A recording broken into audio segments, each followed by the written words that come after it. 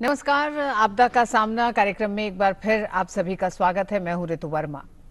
प्राकृतिक आपदाओं के जोखिम को कम करने की दिशा में राष्ट्रीय आपदा प्रबंधन प्राधिकरण अपनी तैयारी में नए क्षेत्रों को शामिल करता रहा है और इसी कड़ी में एनडीएमए ने अगस्त 2019 में देश में आवासीय इमारतों और घरों को भूकंप और चक्रवात जैसी आपदाओं का सामना करने में सक्षम तकनीक और उन्हें अधिक से अधिक टिकाऊ बनाने वाले कई दिशा निर्देश जारी करे और इसी मकसद से इन दिशा निर्देशों को जारी किया गया कि ताकि आने वाले समय में जो इमारत जो घर बन रहे हैं वो इन तमाम आपदाओं का सामना कर सके, कम से कम उनमें नुकसान हो। आज हम इसी विषय पर विस्तार से चर्चा कर रहे हैं और एक क्षेत्र से जुड़े विशेषज्ञों से जानेंगे इसकी बारीकियां भी और किस तरह से इस दिशा में अभी तक काम हुआ है। इसके लिए हमारे साथ 3 मेहमान जुड़ गए हैं। हमारे साथ प्रोफेसर सीवीआर मूर्ति हैं, आईआईटी मद्रास से हैं। मूर्ति साहब, आपका बहुत बहुत स्वागत है हमारे इस कार्यक्रम में। हमारे साथ डॉक्टर पवन कुमार सिंह हैं, ज्वाइंट एडवाइजर हैं ऑपरेशन से एनडीएमए। पवन साहब, आपका भी स्वागत है। और हमारे साथ डॉक्टर शैलेश कुमार अग्रवाल जुड़ गए हैं, ईडी हैं बीएमटीपीसी से, building material and technology promotion council से। आप तीनों ही मेहमानों का बहुत बहुत स्वागत है हमारे इस कार्यक्रम में। सबसे पहले डॉक्टर पवन, आपके पास आना चाहेंगे और जानना चाहेंगे, एनडीएमए ने जब इन दिशा निर्देशों को तैयार किया तो पिछले जो तमाम अनुभव हमारे रहे हैं प्राकृतिक आपदाओं से निपटने के, निश्चित रूप से उनकी कुछ सीख जरूर रही होगी इसे शामिल करने के लिए। तो इसको शामिल करने के मकसद में मूल रूप से क्या रहा है? नमस्कार ऋतु जी।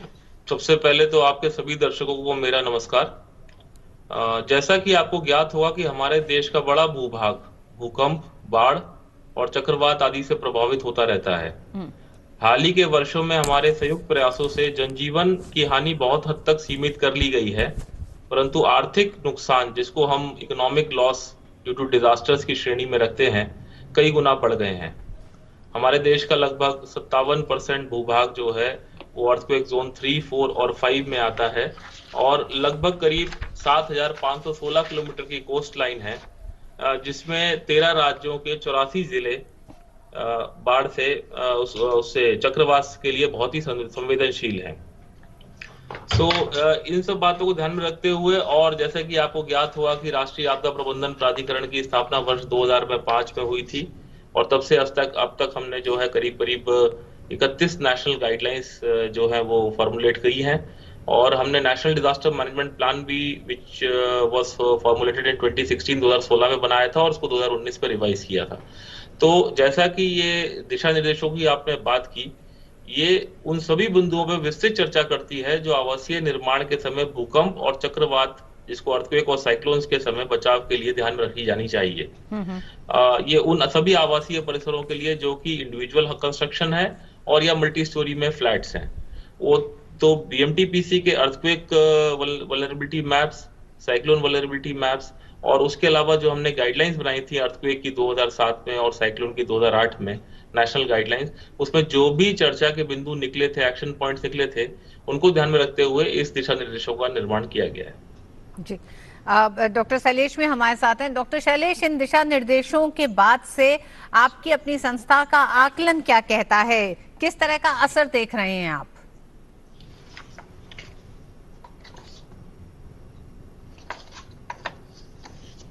मेरे सभी हाउस ओनर्स को टू इंश्योर सेफ्टी कि हमेशा एक सिविल इंजीनियर की या एक स्ट्रक्चरल इंजीनियर की सलाह लें, विशेष एक प्रोफेशनल की सलाह लें जब भी आप घर बनाएं। थंब रूल्स में, जैसे कि आज भी हमारे गांव में और छोटी सिटीज में थंब रूल्स चलते हैं कि इतनी लंबी इतना लंबा स्पैन है तो इतनी डेप्थ लगा लीजिए। Please do not go by thumb rules. और कारीगरों की, जो वहां पे पेशेवर कारीगर हैं, आर्टिसंस, उनकी सलाह ना लें, विशेषकर उन एरिया में जो कि जोखिम भरे हैं भूकंप के और साइक्लोन के हिसाब से। उन एरियाज में सिविल इंजीनियर की और स्ट्रक्चरल इंजीनियर्स की सलाह जरूर। हमारे साथ प्रोफेसर साहब भी जुड़े हुए हैं, सीवीआर मूर्ति हैं, आईआईटी मद्रास से हैं। प्रोफेसर साहब, जब हम बात करते हैं खासकर आवासीय घरों की बात करते हैं, ऐसे में किस तरह की जागरूकता आप देख रहे हैं? वो क्या दिशा निर्देश हैं जिनको ध्यान रखना चाहिए? क्योंकि एनडीएमए ने जो दिशा निर्देश जारी किए हैं उनका उन तमाम लोगों तक पहुंचने में एक वक्त भी लग रहा है, लोगों में जागरूकता आने में भी समय लगेगा, लेकिन वो क्या बेसिक चीजें हैं जो लोगों को ध्यान रखनी चाहिए? जी, बहुत बहुत धन्यवाद रितु जी। आज जो गाइडलाइंस या दिशा निर्देश जो एनडीएमए ने जारी की है उसमें तकनीकी विषय कई सारे भरे हुए हैं, लेकिन इसी बात को मद्देनजर रखते हुए एनडीएमए ने एक छोटी सी पुस्तिका निकाली थी भवन निर्माण के विषय में, जो होम ओनर्स को याद कराती है कि मोटी मोटी विषय क्या है।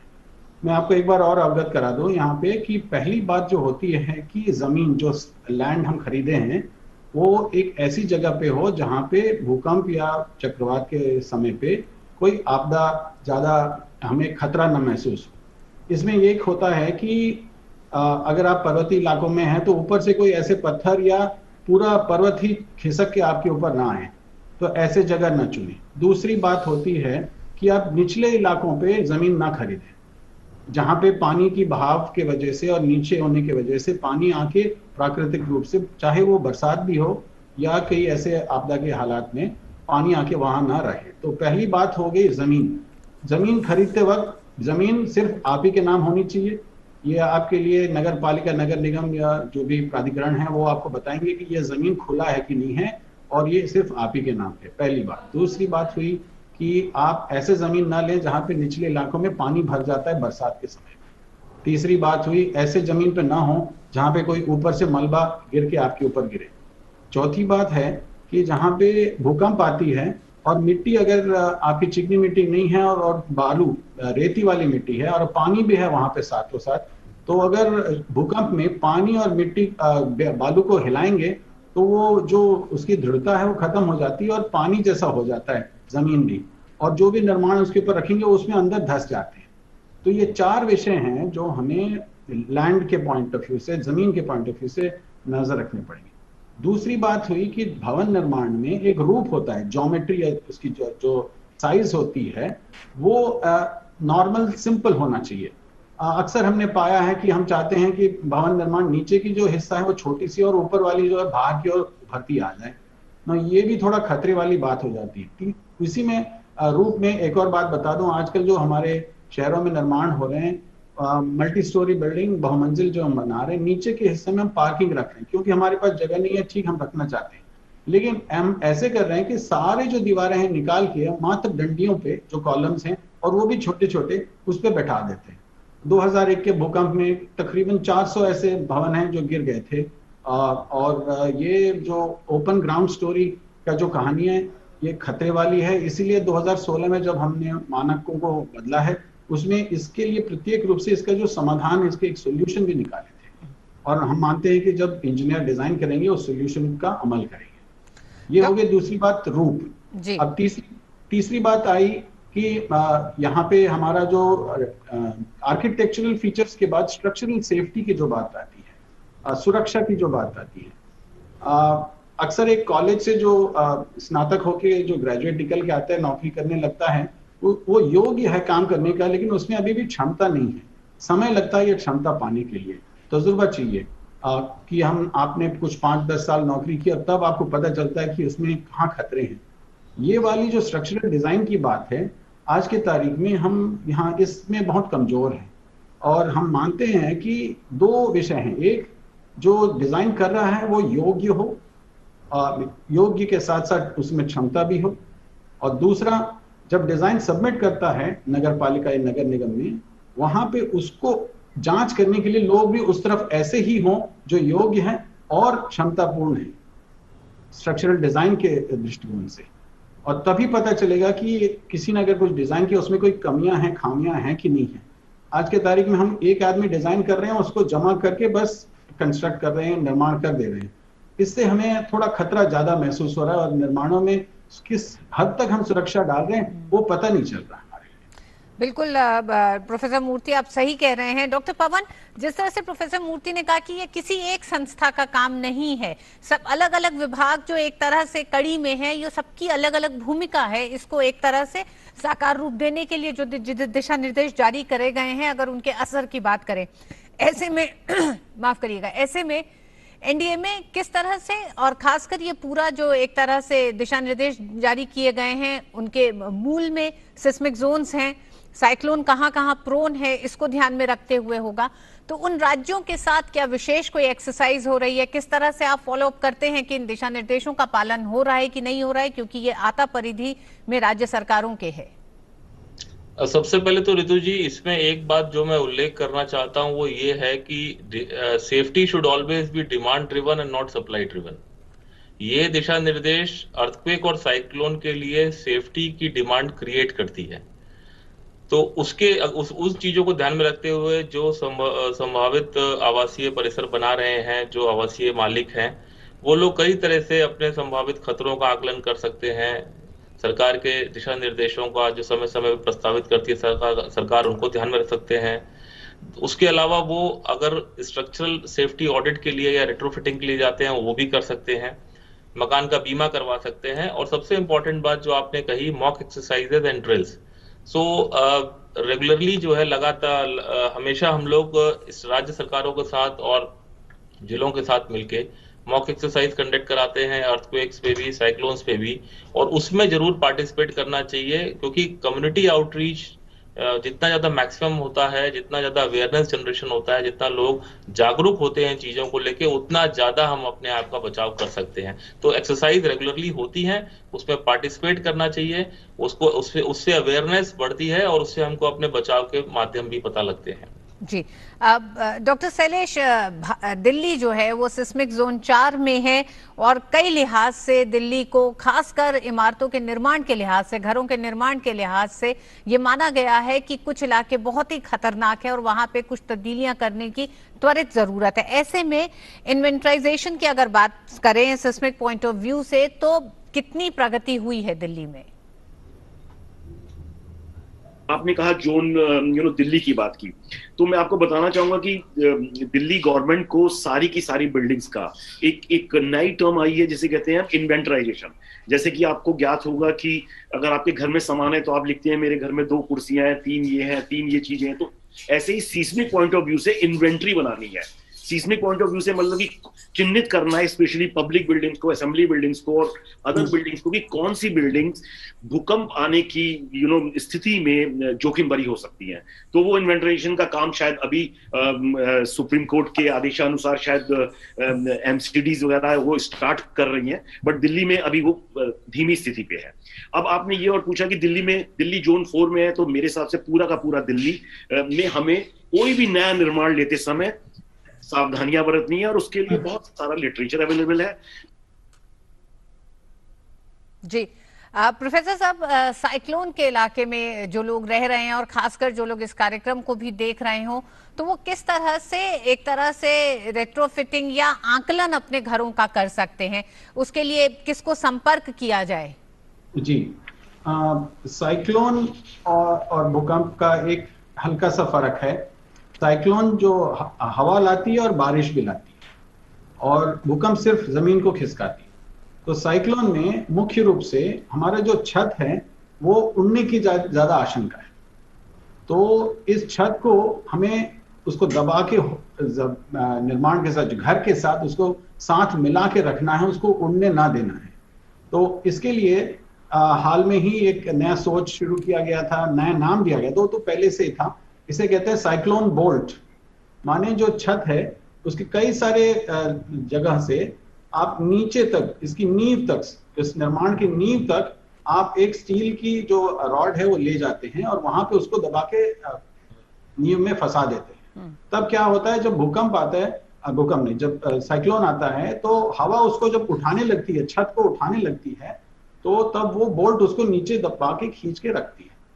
तो एक विषय यह है कि साइक्लोन में जितना छत वजनदार हो उतना अच्छा है, लेकिन ज्यादा वजन डालने से भी ये निर्माण पे ज्यादा दबाव आती है। और दूसरा जो पानी का हिस्सा है साइक्लोन में 2, एक हवा और एक पानी, पंचभूतों में से 2 भूत वहां पे आते हैं। तो पानी के लिए एक ही तरीका है कि निचले वाले जमीन पे कभी भी निर्माण ना करें। अक्सर हम यहीं पे चोट खाते हैं कि जगह हमें मिलती है अक्सर वहीं पे है और वहां पे निर्माण कर लेते हैं। जहां पानी के पास है हम वहीं पे निर्माण करना चाहते हैं, ऊपरी इलाके में नहीं करना चाहते। तो 2 मोटी मोटी बातें साइक्लोन में, एक कि छत आपका दबा के नीचे बना के रखें, नींव के साथ जोड़ के रखें, और दूसरा कि हम निचले इलाकों में ना बनाएं। अब आई आपकी बात की हम जो अगर कोई घर निर्माण ऑलरेडी बने हुए हैं तो उसका आकलन कैसे किया जाए। दो तरीके से होते हैं।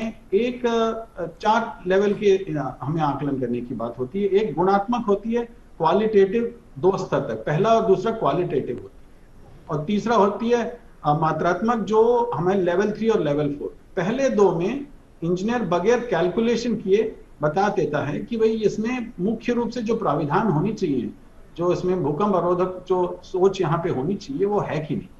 और तीसरे और चौथे में इंजीनियर जो है बैठ के उसके गणित करता है और देखता है कि इतनी मोटाई है और इतने सरिये हैं तो इससे ये छत इतना वजनदार है, इसको दबा के खींच के रखेगा कि नहीं रखेगा। तो ये बनती है जो एक क्षमतापूर्ण जो स्ट्रक्चरल इंजीनियर है उसी को करना चाहिए। ये मात्र योग्य होने से कोई इसमें ज्यादा फायदा नहीं होता है, क्योंकि इसमें कई सारे आपको पुराने जो चक्रवात आए हैं उसमें क्या हुआ है उसका भी आपको ध्यान होना चाहिए, उसका भी आपको ज्ञान होना चाहिए, दोनों चाहिए। इसीलिए थोड़ा हमें सावधान बरतनी पड़ेगी। एक तजुर्बेकार स्ट्रक्चरल इंजीनियर को हमें ये काम जो है जिम्मेदारी सौंपनी चाहिए। प्रोफेसर मूर्ति, क्या ये भारत में अब से 20 साल पहले जिस तरह से आपदाओं का आकलन किया जाता था, उन्हें देखा जाता था, उस पूरे सोचने के तरीके में एक बड़ी तब्दीली आप मानते हैं? जिस तरह से इंजीनियर्स, स्ट्रक्चरल इंजीनियर्स पर जोर दिया जा रहा है और एक तरह से उनकी एक एक्सपर्टीज तैयार की जा रही है कि इस तरह के निर्माण में उनकी एक बड़ी भूमिका है, लोग उसको पहचाने, शामिल किया जाए, इसको आप किस तरह के बदलाव में देखते हैं? जी, एक है कि सरकार की ओर से हम जो देख रहे हैं, ये सोच हमेशा रहा है कि भाई निर्माण सुरक्षित होनी चाहिए, क्योंकि पहले से ही हमारे कॉन्स्टिट्यूशन में लिखा हुआ है और प्रयास भी यही है। लेकिन इन द इम्प्लीमेंटेशन, इसको जब हम फील्ड लेवल पे करने लगते हैं उसमें हमें कुछ कमियां पाई गई हैं। एक है कि हमारे जो डिजाइन है वेरीफाई नहीं हो रही हैं, इसको हमें मुख्य रूप से करना पड़ेगा। ये अगर नहीं कर पाएंगे तो हम सुरक्षा कभी भी बता नहीं पाएंगे किस हद तक हम सुरक्षा को बांध के रखें प्रत्येक निर्माण में। तो एक ये बात हमें करनी नया बात है, ये इसको हमें बार बार दोहराए हैं लेकिन इसको कर लेना चाहिए। इसके लिए मुझे लगता है कि जो हाथ हैं आज, जो क्षमतापूर्ण जो स्ट्रक्चरल इंजीनियर्स हैं कम हैं, योग्य कई सारे हैं लेकिन क्षमतापूर्ण कम है। तो अगर इन कम लोगों से हमें ये अगर बड़ा सा एक राष्ट्रीय स्तर पे अभियान चलाना है तो मैं मानता हूं कि मैं पहले एक जिला से शुरू करूंगा और जिला में जो भी प्राविधान करने हैं, जो भी सिस्टम बनाने हैं, वो सारे हम बना देंगे और 1 साल चला के देखेंगे कि ये सब ठीक चल रहा है कि नहीं चल रहा। जिला के बाद हम उस राष्ट्र पे आएंगे और उस राज्य पे आएंगे और राज्य के बाद हम फिर राष्ट्र पे जाएंगे, क्योंकि हम आदमी रातों रात नहीं बनते हैं, तजुर्बा रातों रात नहीं बनती है, समय लगती है। एक दूसरा क्या करना चाहिए ये भी हमें बताना होगा, इसीलिए पहले एक कोई आगे चले पगडंडी और वो हमें दिशा निर्देश करे। और इसीलिए मैं मानता हूं कि एक छोटी सी इलाके पे, एक छोटा सा एक जिले पे हम शुरू करें, इसको अमल करें, फिर राज्य के स्तर पे जाएं, उसी को हम कुछ हद तक नकल मार सकते हैं, कुछ अकल से नकल मार सकते हैं और कुछ नया भी करने होंगे और फिर राज्य से हम राष्ट्र पे जा सकते हैं। डॉक्टर पवन, जिस तरह से प्रोफेसर मूर्ति ने भी कहा कि इम्प्लीमेंटेशन पे भी जोर देने की जरूरत है, हमने देखा है कि जब हम आवासीय निर्माण की बात करते हैं तो आम लोग बहुत सारे सर्टिफिकेट्स, नगर निगम से सर्टिफिकेट आपको चाहिए होता है, जमीन कहीं विवाद में तो नहीं है, इस तरह का सर्टिफिकेट भी चाहिए होता है। तो इस तरह के तमाम खिड़कियों पर एक तरह से कह सकते हैं जाने से परहेज करता है। उसके बहुत सारे कारण हैं, सिस्टम में ही वो कारण निहित हैं। ऐसे में कितना मुश्किल आपके लिए लगता है, इन दिशा निर्देशों को जारी तो किया गया है लेकिन उनको सही तरीके से लागू करना, तो क्या चुनौतियां इतने समय में आप देख रहे हैं जब से आपने इन दिशा निर्देशों को बनाया है? जैसा कि प्रोफेसर मूर्ति ने अभी कहा, वो सारी बातें करीब करीब ठीक हैं। क्वालिफाइड स्ट्रक्चरल इंजीनियर्स के जहां उन्होंने पॉइंट उठाया इम्प्लीमेंटेशन का। इसमें जो बॉटलनेक्स हैं, जो हमको प्रॉब्लम्स लगती हैं, वो है बेसिकली उसके रिगरस इम्प्लीमेंटेशन पार्ट पे आती हैं, जब हम उसको लोगों के लिए लाते हैं। लेकिन उसमें जो पॉइंट आपने रेस किया था, अवेयरनेस जनरेशन वाला जो पॉइंट है, दैट इज वेरी इंपॉर्टेंट। उसमें मैं ऐड करना चाहूंगा मूर्ति साहब के वक्तव्य में कि अगर लोगों को हमें जागरूक कर सकें कि इसकी जरूरत है, ये जैसा कि मैंने कहा, ये बेसिकली सेफ्टी क्रिएट करती है, एक डिमांड क्रिएट करती है सेफ्टी के लिए, जिसके लिए हमको खुद को जागरूक होना पड़ेगा कि ये चीज बहुत जरूरत है, और तभी हम इसके लिए हो पाएगा। तो वो जागरूकता आने में जो समय लगेगा, मुझे लगता है उतना ही समय लगेगा अगर हम इसको ठीक से इम्प्लीमेंट कर पाए, जिसकी बहुत जरूरत है, जैसा कि बता दिया गया है। जी, अब डॉक्टर शैलेश, हमने अभी प्रोफेसर मूर्ति से भी पूछा था, आपसे भी जानना चाहेंगे, जब हम दिल्ली की विशेषकर बात कर रहे हैं कि जो लोग दिल्ली में हैं वो इस कार्यक्रम को देख रहे हैं, और अगर जो लोग देख भी रहे हैं उनको लगता हो कि वो अपने घरों को किस तरह से उसका आकलन करें, किससे आकलन कराएं, क्योंकि ये जो सुरक्षा की बात की है अभी डॉक्टर पवन ने, निश्चित रूप से इस कार्यक्रम को देखने के बाद भी लोगों को ये जरूर लगता होगा कि उनके घर सुरक्षित रहें, तो उसके लिए क्या किया जा सकता है? एक तो मैं आपको बताना चाहूंगा कि एक अभी भारतीय इंडियन स्टैंडर्ड्स हैं। मैं हमेशा कहता हूं कि इंडियन स्टैंडर्ड्स को रिलीजियसली फॉलो करना चाहिए हमें, क्योंकि बड़े अच्छे मानक बनाए भारत सरकार ने, जिनकी सहायता से हम भूकंप रोधी क्षमताएं अपने घरों में प्राप्त कर सकते हैं। तो घरों के लिए एक मेथड है जिसे कहते हैं हम रैपिड विजुअल स्क्रीनिंग प्रोसीजर। उसके द्वारा आप और हम भी तुरंत अपने घर की क्वालिटेटिवली ये निकाल सकते हैं कि in case of an earthquake क्या होगा। उसमें कुछ नहीं देखना होता है, उसमें सिर्फ ये देखना होता है कितनी लंबाई है आपके घर की, कितनी चौड़ाई है, कितनी हाइट है, कितनी ओपनिंग्स हैं।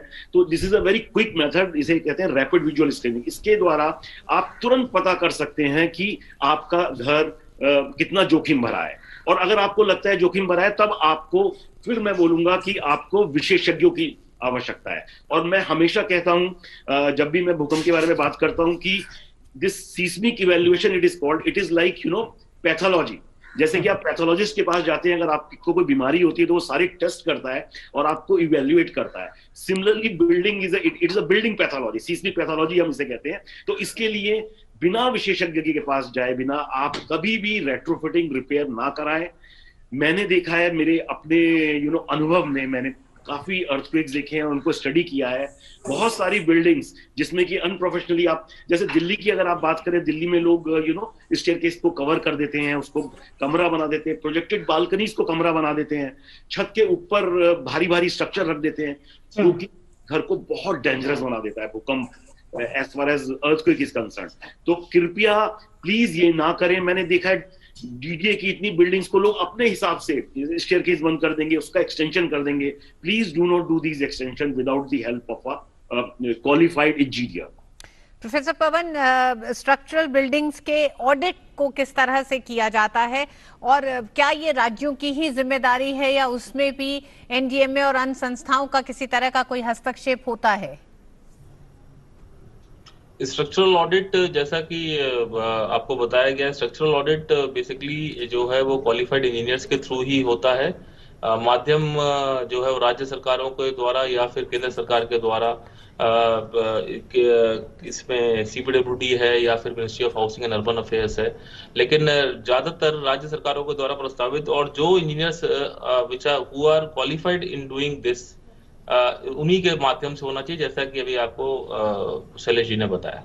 जी, अब डॉक्टर शैलेश, अंत में जानना चाहेंगे, हम देखते हैं कि तमाम मुल्कों में ये देखा गया है, और खासकर जहां पे भूकंप बहुत ज्यादा आते हैं वहां पर लोगों में एक जागरूकता है जान माल के नुकसान को सीमित करने में, जहां तमाम इन संस्थाओं का अपने आप ही एनडीएमए है जो लगातार काम कर रही है। और हमने देखा कि पिछले कुछ समय में भूकंप और चक्रवाती तूफानों से जो हानि होती थी जान माल की, उसमें बहुत ज्यादा कमी आई है। ये कह सकते हैं कि मृत्यु पर तो एक तरह से काबू पाया गया है। तो किस तरह से अभी भी आपको लगता है कि विदेशों में जो जागरूकता है, जो एक तरह से इन तमाम कार्यक्रमों में लोगों की भूमिका होती है आम जनता की, क्या उसकी कहीं कमी लगती है देश में? आपने देखा होगा, because evacuation procedures and all those things were in place. अब जो बात है, आपने कहा कि सख्ती से पालन भारत में भी होता है, लेकिन मैं फिर कहूंगा कि our prime minister always says कि पीपल्स पार्टिसिपेशन इज मस्ट। देखिए स्वच्छ भारत अभियान कितना सक्सेसफुल हुआ, because we all participated into this. तो टुवर्ड्स अर्थक्वेक सेफ्टी मेरे हिसाब से सेफ्टी हमारे कल्चर में अभी उतनी अच्छी तरह आई नहीं है। तो अगर लोगों का, अगर आप जापान की बात करें तो जापान में जागरूक है लोग, है ना, और ऐसा नहीं है अर्थक्वेक कहीं भी आता है तो वहां पे क्षति होती है। तो मैं अभी भी कहूंगा कि government agencies and all we are working really hard. अब हमें it has to be people's commitment and participation if we want to make it a success and we want to take India to newer heights. जी हाँ, प्राकृतिक आपदाओं के जोखिम को, उनके असर को कम करने के लिए देश में तमाम संस्थाएं काम कर रही हैं, लेकिन जरूरत हमारी और आपकी भी है कि जागरूक होकर उन तमाम सुरक्षा उपायों पर हम ध्यान दें जिससे हम इन आपदाओं के असर को कम कर सकते हैं। आज का भी हमारा कार्यक्रम आपदा का सामना में मुख्य रूप से हमारा जिक्र और जोर इसी बात पर था कि जन भागीदारी कितनी जरूरी है। आवासीय घरों के निर्माण में आपको सुरक्षा उपाय करने बहुत ज्यादा जरूरी हैं जो आपको प्राकृतिक आपदाओं से बचाने में बहुत मदद करेंगे। हमारे तीनों ही मेहमानों का बहुत बहुत शुक्रिया हमारे साथ जुड़ने के लिए इस विषय पर। और आज के आपदा का सामना कार्यक्रम में बस इतना ही। अगले हफ्ते फिर मुलाकात होगी एक नए विषय के साथ। हमें दीजिए इजाजत। नमस्कार।